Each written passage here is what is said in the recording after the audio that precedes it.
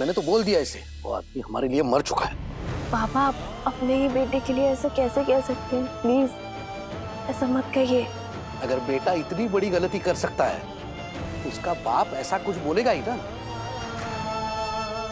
श्रुति और विराट ने गलत किया है तो उनके साथ तो ये होना ही था। अब वो जिए या मरे, इस परिवार का उनके साथ अब कोई लेना देना नहीं है। एक बार मैं ये भूल सकती हूँ कि मेरा विराट नाम का कोई बेटा था।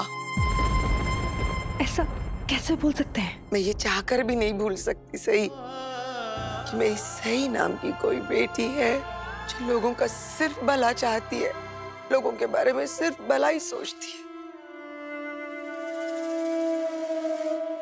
लेकिन आई, अगर कोई गलत है तो इसका मतलब ये तो नहीं ना कि हम अपनी इंसानियत भुला दें। कम से कम हमें ये तो पूछना चाहिए कि आखिर विराट सर को हुआ क्या है, वो कैसे हैं? लगता है सही को अभी भी विराट की काफी चिंता है। कमाल है।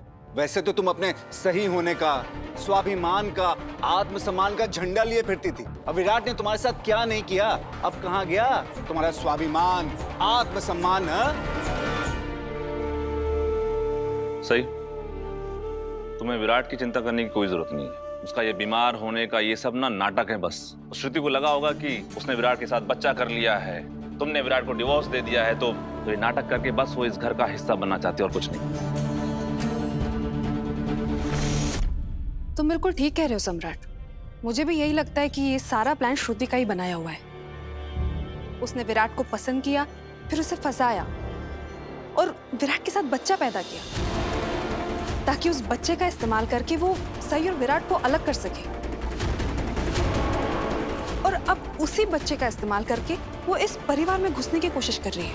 अच्छा, और हमारा 5 साल का विराट उसके जाल में फंस गया। तुम विराट को इनोसेंट साबित करने की ना दलीलें मत ढूंढो। नहीं सम्राट, ऐसा नहीं है। मुझे वाकई लगता है कि उस औरत ने विराट को फंसाया है। मुझे तो काफी खतरनाक औरत लग रही है वो। श्रुति और विराट सर अपनी जिंदगी में खुश हैं, तो फिर हम उनकी जिंदगी में क्यों दखल दें? और हमें उस बच्चे के बारे में सोचना चाहिए। उस मासूम की क्या गलती? उसे तो पता भी नहीं होगा कि क्या चल रहा है।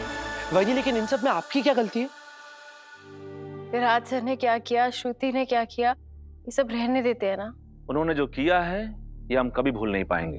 इनफैक्ट मैं खुद उस श्रुति को कॉल करके पूछने वाला हूँ कि उसने इस घर में कॉल क्यों किया था। अच्छा, और तुम्हें लगता है कि वो तुम्हारे सवालों के जवाब देगी? उसने तो सही को भी अपने सवालों के जवाब नहीं दिए, बल्कि इसे तो क्लियरली हक बनता है कि ये उससे सवाल पूछे। सही ने सोचा कि शादी बचाने से तो अच्छा है कि अपनी महानता की इमेज बचाई जाए, इसीलिए इसने उसे जाने दिया। मैं ये सब महान बनने के लिए नहीं कर रही। मैंने ये सब इसलिए किया है क्योंकि मुझे सही लगा। लेकिन इस बार तुमने जो किया ना सही, वो सही नहीं था। विराट के लिए, विराट के नौकरी को बचाने के लिए तूने गलत राह चुनी। कभी कभी मुझे अपने आप पे गुस्सा आता है कि क्यों मैंने तुम दोनों को करीब लाने की कोशिश की। वो आदमी तेरे लायक ही नहीं है सही। अरे वो क्या, मुझे तो लगता है ये सारा परिवार, ये घर ही इसके लायक नहीं।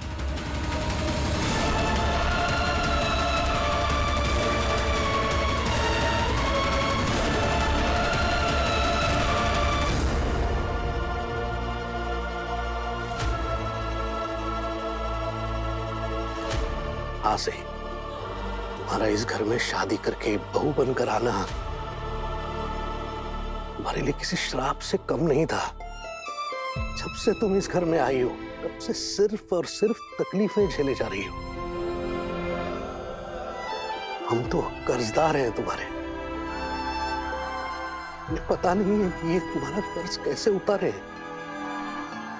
निनाद मामा, और सच कहूं तो जब से तुम इस घर से गई हो ना, मुझे तो ऐसा लग रहा है कि तुम उन दिनों का बदला ले रही हो हमसे, जब हम तुम्हारे साथ सिर्फ बदतमीजी से पेश आते थे। मैंने आपसे कौन सा बदला ले लिया पापा? तो ये सब क्या है सही? उस इंसान के लिए तुम उसको क्लीन चिट दिलवा के उसके सारे गलत कामों को सही कैसे बता दिया? क्यों उसे उसकी गलतियों की सजा नहीं मिलने दी तुमने? पापा अगर मैं ऐसा नहीं करती तो फिर उनका नाम, उनका काम, सब कुछ खराब हो जाता। पापा अब वो अकेले नहीं है, अब उनका एक परिवार है, एक बच्चा है जिनकी जिम्मेदारी उनके कंधों पर है। और ऐसे हालात में उनकी नौकरी चली जाती तो उनको दूसरी नौकरी मिलना कितना मुश्किल है। चाहे कुछ भी कर लो, वो रिश्ता और उस रिश्ते से पैदा हुआ वो बच्चा, वो दोनों नाजायज हैं और नाजायज ही रहेंगे।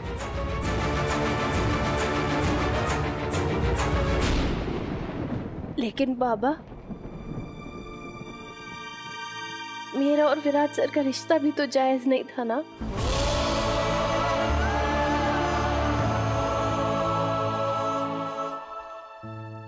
आज नहीं तो कल हमारा ये दिखावे का रिश्ता दुनिया के सामने आ ही जाता, सबको पता चल ही जाता कि हम असली के पति पत्नी नहीं है।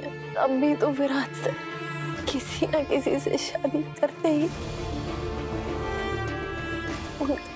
कोई ना कोई बच्चा तो होता है। ये बात मैं मानती हूँ बाबा कि मैंने बहुत बड़ी गलती करी है।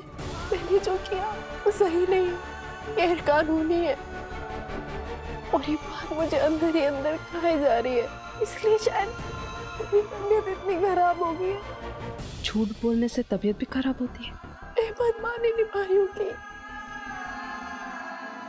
मैं झूठ बोल सकती हूँ, लेकिन बाबा जब मैं शांति से सोचती हूँ ना तो मुझे लगता है कि मैंने क्या ही झूठ बोला। मेरा और विराट सर का तो कोई रिश्ता था ही नहीं, तो फिर विराट सर और श्रुति का रिश्ता नाजायज कैसे होगा? विराट सर ने मेरे लिए इतना कुछ किया है, मेरा भी फर्ज बनता है कि मैं उनके एहसानों को चुकाऊं, उन्हें वो वापस दूं जो मेरी वजह से छिन गया था। उनकी आजादी,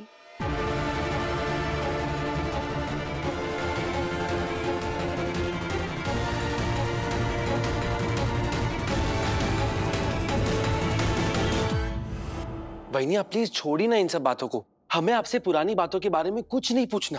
हम सब बस इतना चाहते हैं कि जब तक आप ठीक ना हो जाए आप यही रहेंगी हमारे साथ, अपनों के बीच।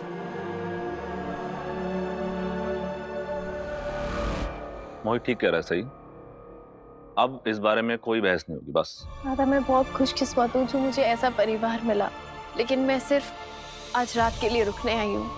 मैं उससे ज्यादा यहाँ नहीं रुक सकती। प्लीज कोई भी मुझे और रुकने के लिए मत कहिएगा, वरना मजबूरन मुझे अभी ही जाना पड़ेगा यहाँ से। प्लीज चली जाओ। क्या ये फिर से शुरू हो गई? अगर तुझे वापस ही जाना था तो फिर आई क्यों? ये जताने के लिए कि हम लोग कितने बुरे हैं और तू कितनी महान। ये जब से इस घर में आई है ना, बस क्लेश ही क्लेश है। तब से लेकर आज तक एक भी दिन शांति से नहीं गुजरा है इस घर में। हमारे घर की मान, मर्यादा, प्रतिष्ठा सब स्वाहा हो गई है। तो कभी भी किसी की भी बात नहीं सुनती। बात सुनने सुनाने की नहीं है काकू। मैं यहाँ हमेशा के लिए रुकने नहीं आई हूँ और किसी के कहने पे नहीं रुकूंगी, क्योंकि बात मेरे आत्मसम्मान की है और आत्मसम्मान को बचाया जाता है, उससे समझौता नहीं किया जाता।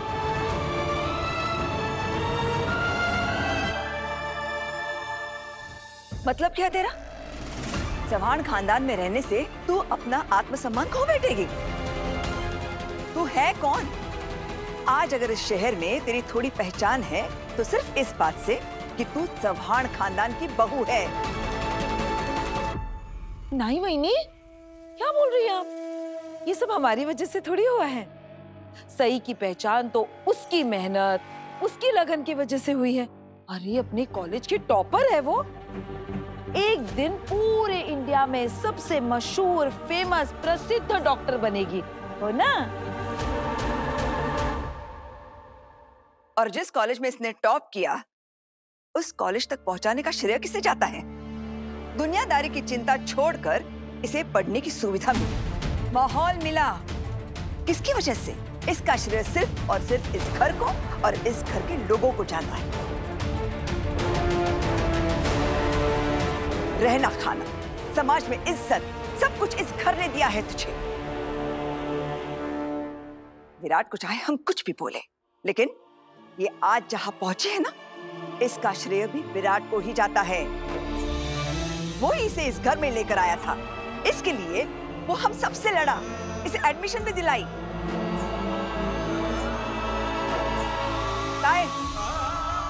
सही कह रही हूं ना मैं? गलत तो नहीं हूं? अब बिल्कुल ठीक कह रही हैं। और मैं इन सभी चीजों के लिए इस परिवार की और विराट सर की आभारी हूँ। जिंदगी भर रहूंगी।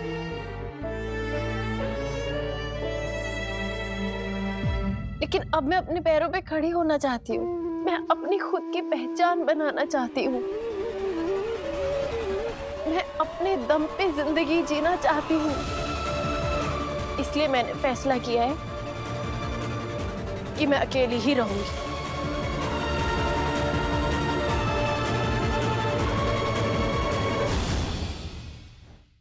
और मैं ये नहीं कह रही कि मैं यहाँ पर नहीं आऊंगी, आप सबसे रिश्ते तोड़ दूंगी।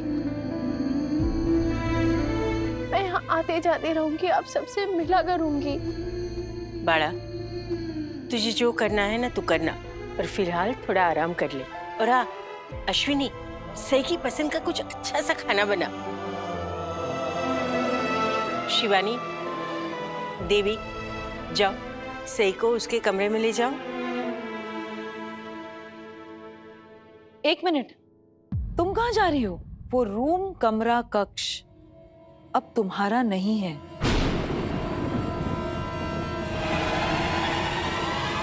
माइती है ना?